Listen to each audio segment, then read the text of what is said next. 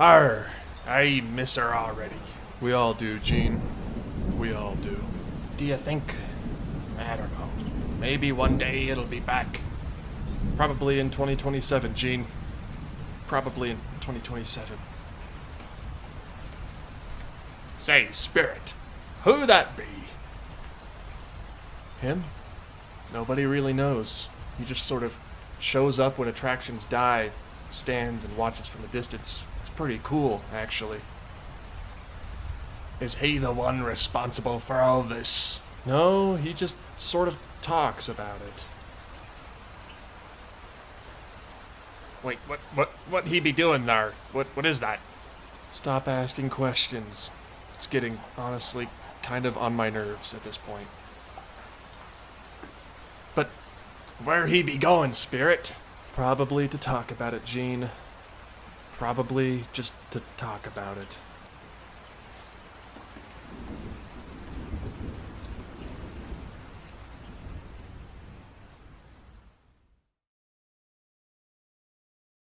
Oh, hey there, everybody. I'm sorry I didn't see you there. You caught me on the tail end of one of my famous offhand Disney field trips there. Don't worry about what I was doing. It's not important. We can talk about that at a later date. What happens when an attraction reaches the end of its life? That's right, it dies. Recently, it was announced that Tokyo Disneyland Space Mountain would be the very next attraction to close down and die, but Disney decided to bestow a very big honor upon Tokyo Disneyland Space Mountain in the form of a complete, from-the-ground-up rebuild. That's right, everyone, Tokyo Disneyland is getting new Tomorrowland before Anaheim, and so is Orlando. We talked about that a while ago, so if you're in Anaheim and you're hoping for a new Tomorrowland, I know you need it the most, but you're just, I guess, gonna have to wait. Not all attractions are as lucky as Space Mountain, though. Sometimes they're bulldozed, rethemed, and sometimes just left to sit there abandoned and rotting away in the Anaheim, Florida, Tokyo, Hong Kong, Shanghai, or Paris sun. We're not going to talk about attractions that are closed down and gone now. We're going to talk about the lifespan of an attraction in this video. What does it mean when an attraction has reached the end of its life? It doesn't always necessarily mean that it's going to close, especially in the case of the American parks. We just love keeping old attractions open and operating. We will also talk about some rides in the Americas that do need to be completely ripped up, torn down, and rebuilt from their roots. Because this is quickly becoming a death sentence. So, what is the lifespan of an attraction?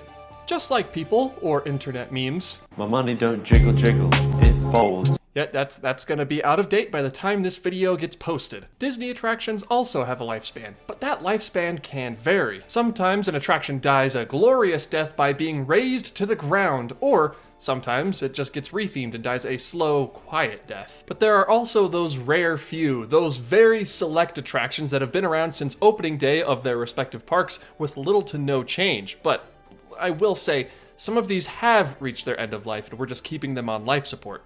Now to explain, I'm going to start with Autopia, an opening day Disneyland ride that was there in 1955, and while yes, it has undergone a lot of changes over the years, it is still, at its heart, pretty much the same attraction. Changes like the track being replaced in 2000 when Chevron became the sponsor. It has received patches and changes and fixes throughout the years to keep it modern with the times, thus expanding its life. Although some would say that the Autopia is due for either a complete overhaul or removal because it just hasn't aged that well. Another attraction that I fear actually might be dead forever, even though Disney swears otherwise, is the submarines right next to Autopia. This though is a case of the ride vehicles being the only thing that's killing the attraction. They were diesel when the attraction first opened, but they were changed to electric-powered submarines when it reopened as the Finding Nemo Submarine Voyage. Again, patches can only stop so much of a leak before the entire ship is flooded, and in this case, the submarine is flooded. And I think in the case of the subs, Disney is trying to patch the hull so sturdy this time that they can get an extra 10 to 20 years out of it. That's why it's been shut down for so long. The bay is drained. Nothing is there. Doesn't look like people are working on it. I don't know when it's gonna reopen. Maybe soon, maybe never. This is what I'm going to refer to as a patch fix. Plenty of attractions all over the world have reached their end of life, but Disney is just putting band-aids over the problems, hoping to keep them open just a little bit longer until they can figure out what to do with them. One last example of the band-aids before we move on to another sort of fix is the former homes of the Mickey Mouse Revue and Muppet Vision at the Magic Kingdom and California Adventure, respectively. Both now sort of empty shells and home to Mickey's PhilharMagic. The old when in doubt just change out the show fix. And although attractions like the Subs and Mickey's PhilharMagic don't really see the same amount of guests visiting them as they once did, it's something. It's a destination to put on the park map to draw people in to sort of reduce crowds elsewhere. Now keep that in mind, the Band-Aid fix. Next, we're moving on to the complete teardown. This may be familiar if you look at photos of Epcot recently, or, back in the day they did the same thing to Horizons. There was not something that could go in there, a retheme or a new attraction, so they just bulldozed it, tore it to the ground. Big Thunder Ranch, or apparently the entirety of the west end of downtown Disney at Disneyland, or Camp Mini Mickey making way for Pandora in Animal Kingdom. Now, although it's nice to bulldoze things sometimes so you can rebuild something completely new, not influenced by what used to be there at all, on its place.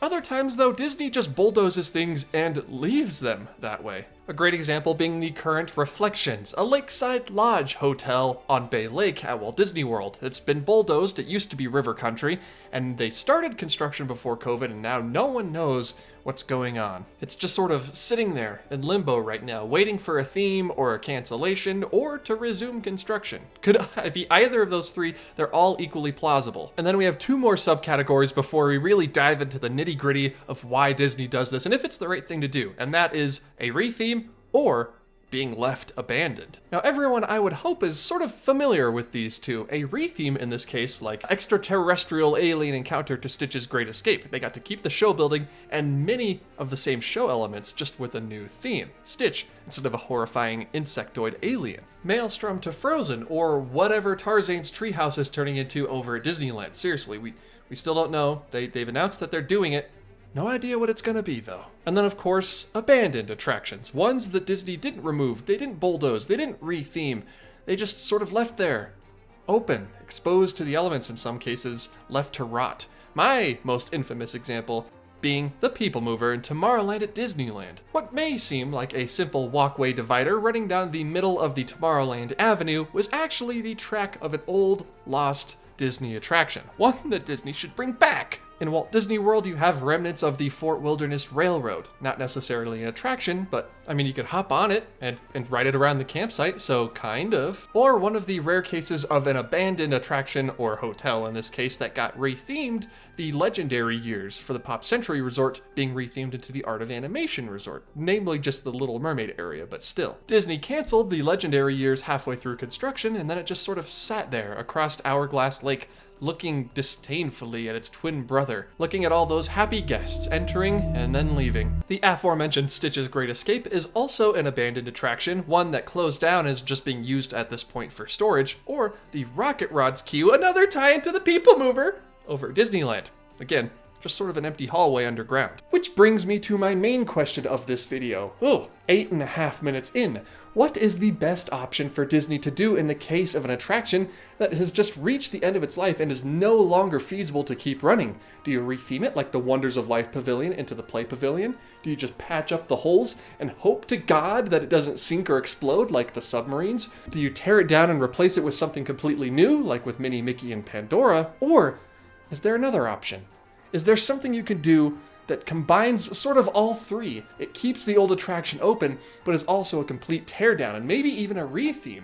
My friends, Disney is doing that very thing right now over in Tokyo with Space Mountain, and I think that is something to look forward to here in the stateside parks. A very special way of dealing with old attractions, and that is completely tearing it down, ripping it up to the foundations, and then just rebuilding it. Just building a new version, in this case of Space Mountain. Now, Tokyo Disneyland is not funded by Disney. They just license their characters and Imagineers out, and it is instead owned by the Oriental Land Company, which is why the Asian parks are some of the coolest Disney parks you will ever see in your entire life. It's because Disney doesn't have to pay for it. The budget of the Oriental Land Company sort of gives Disney this free rein to blue sky and do really whatever they want within reason. A luxury that cannot exist over here in the stateside parks because, womp womp, Disney Disney owns 100% of them. In this case, Tokyo Space Mountain was pretty much a clone of the one in Anaheim. And my Anaheim and Disneyland friends, you've ridden Tokyo Space Mountain before, even if you've never left California. Although, because they had more money, it had a more futuristic and updated theme than ours over in Anaheim. I mean, look at this. Look at the difference. Does it just make you sad? Because it makes me sad.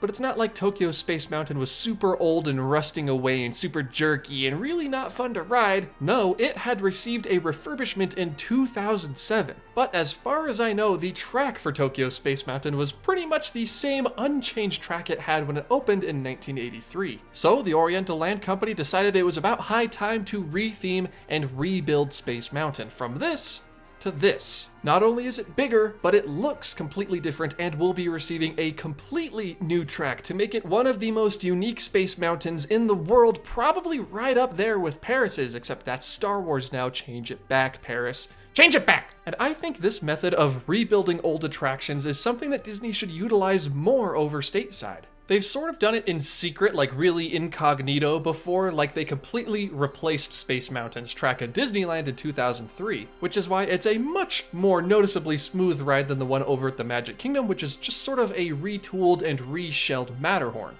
And speaking of the Matterhorn, if there were a Disney attraction that is showing its age, that is visibly falling apart, that seems like it's doomed to collapse in on itself or explode or I guess maybe even flood, who knows? It's the Matterhorn bobsleds. Now I don't want you getting the wrong idea from watching this video. Don't take this as some sort of mindless Matterhorn hate video. I don't hate the Matterhorn. In fact, I love the Matterhorn. I think its charm is in the fact that it hurts a lot.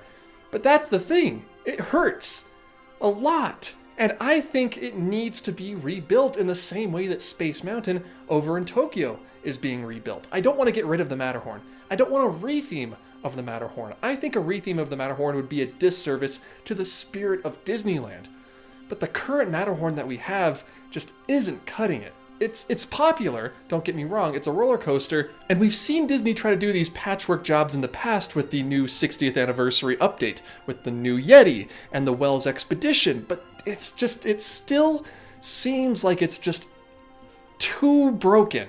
And I think it's time that Disney just needs to accept this. They need to step in and put the old Matterhorn out of its misery. No matter how much we would hate to see it go, it needs it. I think it needs it. And I think Disney knows this. I think they know that the Matterhorn has reached the end of its life. It reached the end of its life 20 years ago. But of course, they're sort of caught between a rock and a hard place. Either spend the money, completely tear it down and replace it, or rebuild it, or keep it open because people love it so much it's a classic Disneyland attraction. They'd be mad if you closed it down for any reason. And just hope the track doesn't break again because for some reason it really likes doing that. Now there are more attractions that I think could do with this complete rebuild. I don't think either Space Mountains are bad enough to need this, like the Matterhorn. Even at Disney World, you know, the track still sucks, but they can do what they did over in Anaheim and just completely replace the track without tearing the whole thing down. A ride that I would argue at Walt Disney World could be completely rebuilt from the ground up and improved, Pirates of the Caribbean. I mean, come on, it's nothing compared to Disneyland's. And I'm not saying make it a clone of Disneyland's, but do something. You know, put a second drop in, make it longer. As of now, Pirates is just really lacking over at the Magic Kingdom. Or even a brand new, completely reimagined, rebuilt test track. Now, I know there are people out there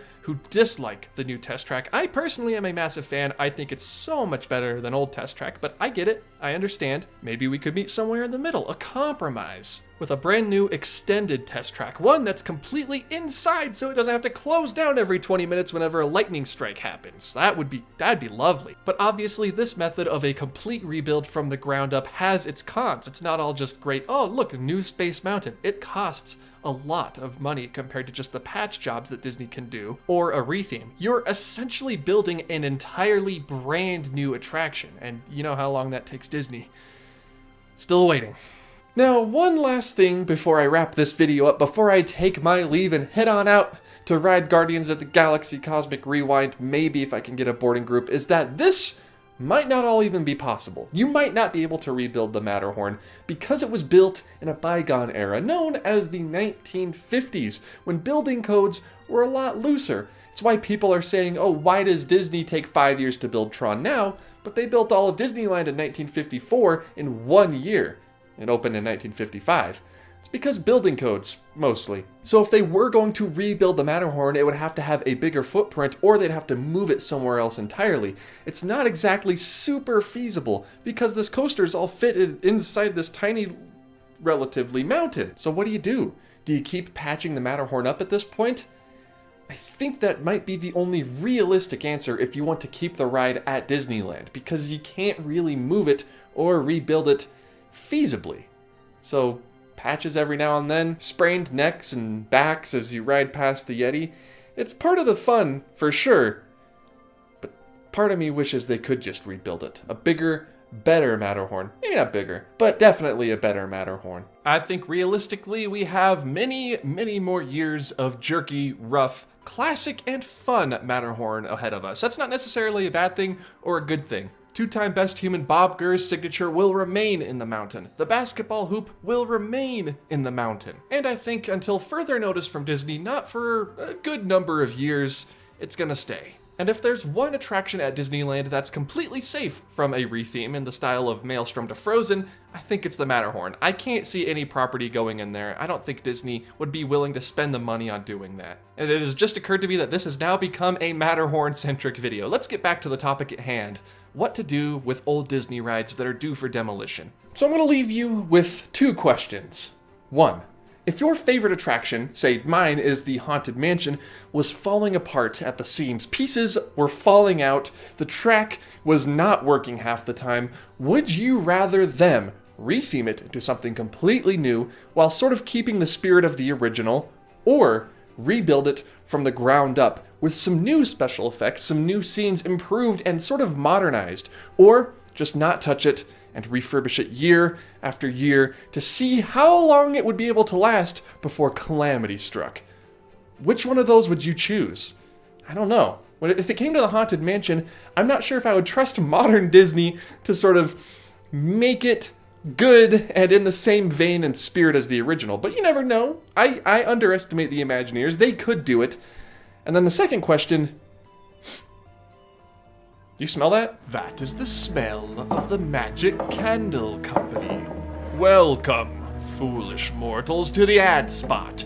I am your advertiser, Offhand Disney. Your cadaverous pallor betrays an aura of foreboding, almost as though you want to go to the magiccandlecompany.com and use offer code Offhand15 for 15% off your order. This room smells like absolute chaos right now. They have so many scents and offerings that you would be frightened into enjoying them. Room sprays, hand sanitizer, hand soaps, and of course, the magic candles. Don't be like this loser using boring old hand sanitizer. Be like this guy who absolutely has a ton of friends who call him all the time and uses hand sanitizer that smells like the Contemporary. Once again, that's offer code Offhand15 for 15% off your order at themagiccandlecompany.com, and I'll see you all a little later. So whether you're a fan of the retheme, the teardown, or the rebuild, we can all agree that some things around the park need them more than others, right? Some things. And who knows, maybe Space Mountain in Tokyo is a glimpse into the future of the American parks. Maybe one day we'll get a rebuilt Space Mountain. Maybe we'll get a rebuilt Matterhorn. Maybe we'll get a rebuilt Haunted Mansion. All of this remains to be seen. But in the meantime, if you'll excuse me, I'll be enjoying living with the land while I still can, until Chapek inevitably comes for the Land Pavilion too. It's only a matter of time. Hello everyone, and welcome to the end card for this video. I hope you enjoyed what happens when a Disney park attraction dies, or whatever this video is going to be titled at some point. I wanted to make a video on like what happens when an attraction is old and decaying. Do you tear it down?